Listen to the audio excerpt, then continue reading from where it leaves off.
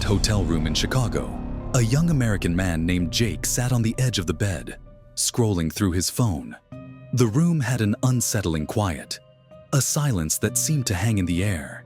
It was a fancy hotel, but something about this particular room, room 507, felt off. Across from him, an Italian girl named Sophia was sitting at the small table, nervously twisting her hair.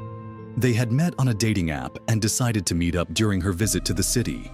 The chemistry was undeniable, and they decided to stay the night at this luxury hotel.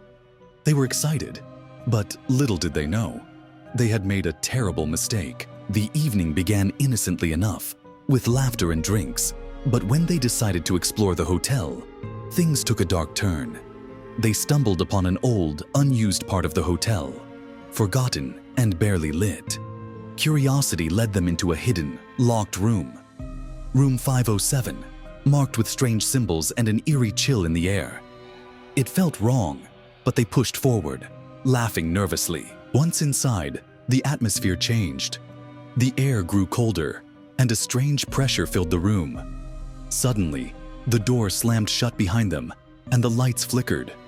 Before they could react, they heard soft whispers, like the room itself was breathing. As they tried to leave, they discovered that the door wouldn't open. Panic set in. Sophia and Jake turned to each other, realizing they were not alone. The air thickened, and the faint whispers turned into an overwhelming chorus of voices. A shadowy figure appeared at the far end of the room, its eyes glowing eerily. They both froze, unable to move, trapped in a nightmare they couldn't escape. Jake, desperate, began banging on the door, yelling for help. But no one came. Sophia backed away from the figure, her heart racing. She had to get out. The figure's hand reached out, cold and inviting, and in a flash of terror, Jake collapsed to the ground, his body convulsing as if the life was being drained from him. Sophia, in sheer panic, managed to wrench open a window and climbed out onto the fire escape, her heart pounding in her chest. She couldn't look back, knowing that something was behind her. She ran, desperate to escape the horror that had overtaken the hotel. As she made her way through the dark streets of Chicago, her mind was racing. She had to find safety. Her phone rang. Jake's name appeared on the screen. Confused, she answered, but there was no voice on the other end, just static. A cold chill ran down Sophia's spine as she realized something terrifying. Jake was no longer alive. He was gone. The ghostly figure had taken him. With trembling hands, Sophia walked to the nearest cafe, sitting down to collect herself. But the cafe felt wrong. The lights were too dim, and the people around her seemed blurry. Then, she looked down at her own reflection in the window. Her face was pale, her eyes hollow. She gasped as she noticed her hands. They were translucent. She wasn't alive anymore either. Sophia's heart sank as the realization hit her. She had died back in that room, and the ghostly presence had claimed her too. She wasn't in the real world anymore. She was trapped, just like Jake, a lost soul haunting the earth, forever bound to the cursed room 507. The camera zooms out, leaving Sophia's face twisted in fear as the final whispers of the room echo in the distance. A warning to anyone who dares to cross its threshold. Whenever we stay in a hotel or travel to a new place, we should thoroughly investigate the location. A hotel room could be tied to a dark history or harbor supernatural forces.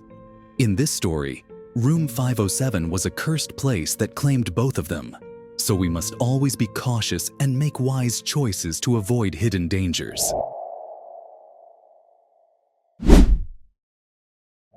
John had just returned home from a long day at work. Exhausted, he placed his briefcase on the counter and headed straight to the bathroom. The house was quiet, save for the faint ticking of the clock in the living room. As he turned on the faucet to wash his hands, a strange sound caught his attention. A faint sobbing, almost like someone crying softly. Startled, he froze, listening intently. The sound grew clearer. "Help me," the voice whispered. John leaned closer to the sink, his heart pounding. "Who's there?" he asked, his voice trembling. The reply came quickly, a desperate tone in the voice. I'm stuck, trapped in a pipe. I've been here for hours." John's confusion deepened. "That's impossible. This house is miles from anywhere. How is your voice this clear?" The voice hesitated. "I don't know. I'm speaking into a pipe. It's the only place I can breathe. Please, help me." John couldn't shake the desperation in the voice. The man on the other side described a location, a remote area on the outskirts of town.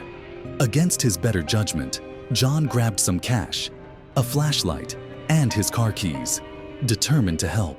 The drive was long, and the night seemed darker than usual. When he finally arrived, he was greeted not by a trapped man, but by a group of shadowy figures.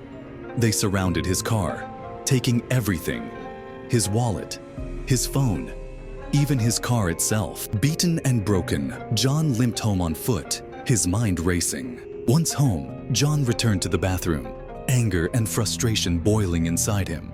"You tricked me!" he shouted into the sink. But the voice returned, eerily calm this time. "You shouldn't have gone there. But now you know." John's eyes narrowed. Something wasn't right. He knelt by the sink, tapping on the pipes, and then he heard it. A faint mechanical hum. Grabbing a wrench, he began dismantling the wash basin. What he found sent chills down his spine. A small sound device, expertly hidden and transmitting the eerie voice. It was clear now. Someone had set this trap, and John had fallen for it. John called the police immediately.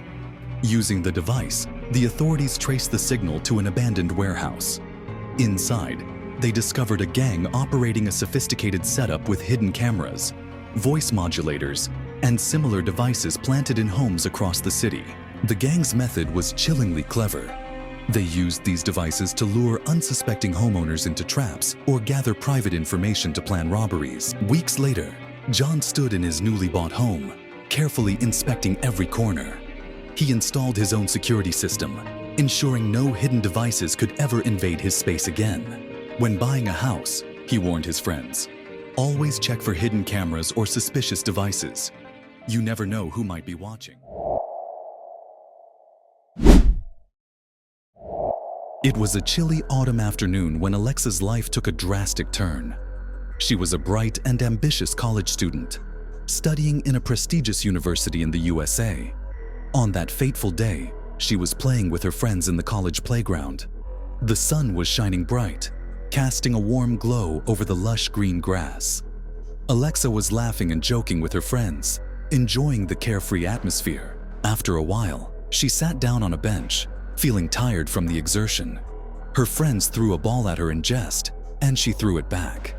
However, instead of going towards her friends, the ball hit an old neem tree that stood tall at the edge of the playground. The tree was rumored to be possessed, and many students avoided it. At first, Alexa didn't think much of the incident. But as the days went by, she began to notice a change within herself. She became quiet and withdrawn, and her body felt heavy. When she walked, she felt like someone was following her. She sensed a presence around her all the time. Alexa took some time to realize that something was wrong with her. She talked to her friends and family, but no one took her seriously. They thought she was just a stressed college student.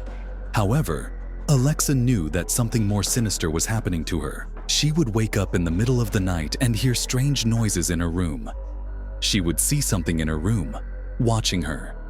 One night, Alexa saw a strange object in her room, an old book that seemed to be emitting strange noises. The book was bound in black leather and its pages were yellowed with age. Alexa touched the book, and after that, she fell to the ground. The next morning, Alexa found herself in a classroom, surrounded by her friends. However, she had no memory of how she got there. Her friends told her that she had been acting strangely, talking to herself, and staring into space. Alexa's life had turned into a nightmare. She sensed a presence around her all the time. She couldn't talk to her friends and family because she knew she was no longer in control of her life. One day, Alexa talked to one of her professors, who revealed to her that she was possessed by a malevolent spirit. The professor, a tall and slender man with a kind face, told her that the spirit had been awakened when she touched the old book. The professor offered to perform a ritual to help Alexa get rid of the spirit. However, During the ritual, Alexa discovered that the professor was also possessed.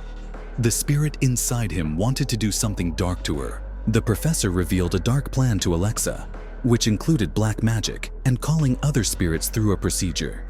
Then, she realized that she had to escape. The professor was forcing her to be a part of his dark plan. Alexa got scared and stabbed the professor with a knife before running back to her home. She locked herself in her room, trying to make sense of what had just happened.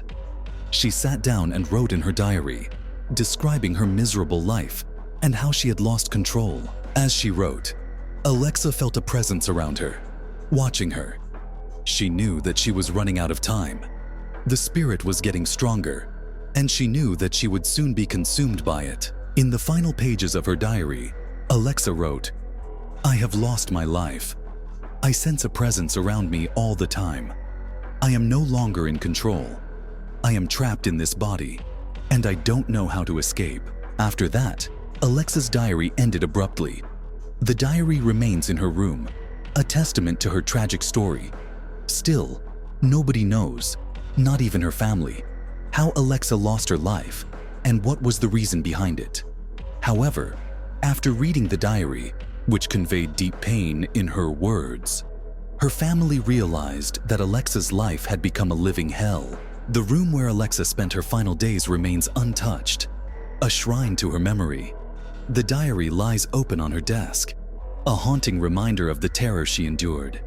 The old neem tree still stands tall in the college playground, a symbol of the evil that consumed Alexa's life.